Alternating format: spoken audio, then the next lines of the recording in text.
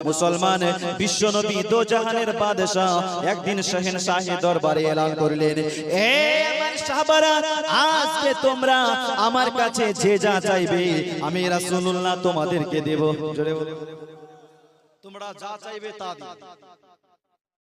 এই কথাটা যদি আপনাদের বলতো, আমি যদি বলতাম যা চাইবেন তা পাবেন, কি চাইতেন বলেন তো? টাকা, সোনা। মা বোনদের যদি বলতো এরা টাকা চাইতো না, এবারে অলংকার চাইতো। আমাদের তো গলাটা হয়ে যায়, কোমরের হয়ে যায়, কানের হয়ে যায়, হাতের হয়ে যায়। ওরা তো একটু পাগলি পাগলি পাগলি না বলেন, এদের মনটা একটু নরম, একটু টেকে দিয়ে দিন। ওরা আগে অলংকার চাইতো, আমাদেরকে বলে আমরা টাকা পয়সা ইত্যাদি চাইতাম।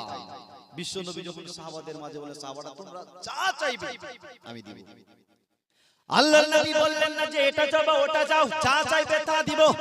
কিন্তু সাহাবী ছিল সবার সেরা, এই জন্য কেউ কিছুই চাই না, কারণ না চেয়ে তো নবী আমার হযরতে সালমান ফারসিকে পারস্যের বাদশা করে দিয়েছেন, হযরতে মুআজ ইবনে জাবালকে ইয়ামানের গভর্নর করে দিয়েছেন, হাসনাইন কারিমাইনকে জান্নাতি যুবকদের সরদার করেছেন, মা ফাতেমাতুজ জোহরাকে জান্নাতি রমণীদের সরদারনি করে দিয়েছেন।